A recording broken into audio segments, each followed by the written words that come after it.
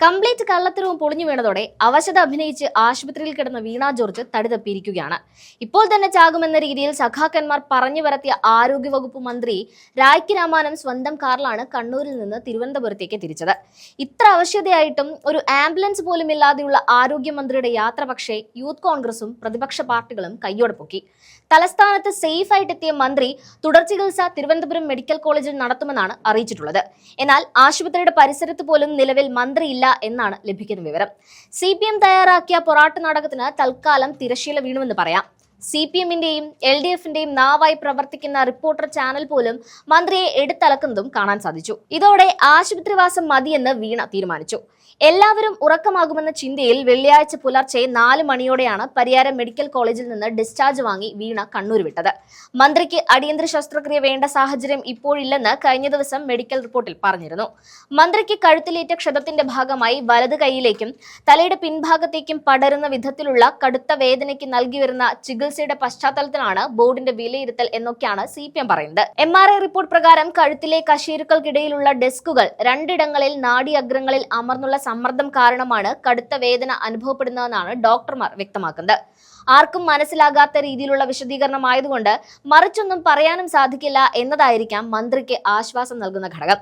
മന്ത്രിയെ അപായപ്പെടുത്താനുള്ള ആസൂത്രിത അക്രമം എന്നതാണ് CPM വീണ്ടും വീണ്ടും ആവർത്തിക്കുമ്പോൾ കള്ളപ്രചാരണവും കപട നാടകവും എന്നതാണ് കോൺഗ്രസിന്റെ മറുവാദം. ആക്രമിച്ചിട്ടുണ്ടെങ്കിൽ ഒരു ദൃശ്യമെങ്കിലും തെളിവ് തരൂവെന്ന് കോൺഗ്രസ്. നേതാക്കളുടെ ചോദ്യത്തിൽ നിന്ന് CPM ഒളിച്ചോടിയിട്ട് 48 മണിക്കൂർ കഴിഞ്ഞു. നേരത്തെ ആരോഗ്യമന്ത്രി വീണ ജോർജിന് മർദ്ദനമേറ്റെന്ന് സ്ഥാപിക്കാനായി CPM കേന്ദ്രങ്ങൾ പ്രചരിപ്പിച്ച ദൃശ്യങ്ങളും പാളുന്ന കാഴ്ചയാണ് കണ്ടത്. പാർട്ടി പുറത്തുവിട്ട ദൃശ്യങ്ങളിൽ മന്ത്രിയുടെ തൊട്ടടുത്ത് നിൽക്കുന്നത് ഗൺമാനാണെന്ന് തെളിഞ്ഞതോടെയാണ് തട്ടിപ്പ് പൂർണ്ണമായും തകർന്നത്. കരിങ്കൊടി പിടിച്ച KSU-കാരൻ പിന്നിലൂടെ വന്ന് ആക്രമിച്ചുവെന്നായിരുന്നു CPM വാദം. കറുത്ത വസ്ത്രം ചൂണ്ടിക്കാണിച്ചായിരുന്നു മന്ത്രിയെ കയ്യേറ്റം ചെയ്യുന്ന ദൃശ്യങ്ങളായി അവതരിപ്പിച്ചത്. സൈബർ പ്രചാരണം ഏറ്റെടുത്ത് CPM സംസ്ഥാന സെക്രട്ടേറിയറ്റ് അംഗം MV ജയരാജനും രംഗത്ത് വന്നിരുന്നു. എന്നാൽ ദൃശ്യങ്ങൾ സൂക്ഷ്മതയോടെ പരിശോധിക്കുമ്പോൾ കറുത്ത വസ്ത്രം അണിഞ്ഞത് മന്ത്രിയുടെ ഗൺമാനാണെന്ന് തോളിലെ ബാഗ് അടക്കമുള്ള ദൃശ്യങ്ങളിൽ വ്യക്തമാണ്. മന്ത്രി വാഹനത്തിൽ നിന്ന് ഇറങ്ങുന്നതു മുതൽ ബാഗുമായി ഗൺമാൻ അനുഗമിക്കുകയും ചെയ്യുന്നുണ്ട്. KSU പുറത്തുവിട്ട ദൃശ്യങ്ങളിൽ മന്ത്രിയും കരിങ്കൊടി പിടിച്ച പ്രവർത്തകനും തമ്മിൽ നല്ല അകലവുമുണ്ട്. ഇനി നിർണായകമാവേണ്ടത് CCTV ദൃശ്യങ്ങളാണ്. അത് പുറത്തു വന്നാൽ മാത്രമേ മന്ത്രിയുടെ കഴുത്തിന് ക്ഷതമേറ്റത് എങ്ങനെയെന്നതിൽ വ്യക്തത വരികയുള്ളൂ. ഉടൻ തന്നെ CCTV ദൃശ്യങ്ങൾ പുറത്തു വരണമേ എന്നാണ് കോൺഗ്രസ് ആഗ്രഹിക്കുന്നത്. നേരത്തെ കരിങ്കൊടി കാണിക്കുന്നതിന്റെ മറവിൽ KSU പ്രവർത്തകർ ശാരീരികമായി ആക്രമിച്ചെന്ന ആരോപണത്തിൽ മന്ത്രിയും CPM-ഉം ഉറച്ചു നിൽക്കുന്നുണ്ട്. അക്രമം നടന്നു എന്ന കാര്യം നിലവിലെ ദൃശ്യങ്ങളിൽ നിന്ന് ഇതുവരെ സ്ഥിരീകരിക്കാൻ റെയിൽവേ പോലീസിന് സാധിച്ചിട്ടില്ല.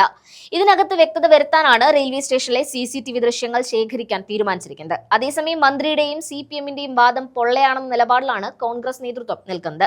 മന്ത്രി ആക്രമിക്കുന്ന ദൃശ്യങ്ങൾ പുറത്തുവിട്ടാൽ 1 പവൻ സ്വർണം സമ്മാനമായി നൽകുമെന്ന് യൂത്ത് കോൺഗ്രസ് ജില്ലാ കമ്മിറ്റി പ്രഖ്യാപിച്ചിട്ടും CPM-ന് അനക്കമില്ല. പിന്നാലെ 1 ലക്ഷം രൂപ ഇനാം പ്രഖ്യാപിച്ച് യൂത്ത് കോൺഗ്രസ് നേതാവ് അബിൻ വർക്കി വന്നിട്ടും മന്ത്രിയെ ആക്രമിക്കുന്ന ദൃശ്യങ്ങൾ മാത്രം അനന്തതയിൽ തുടരുകയാണ്.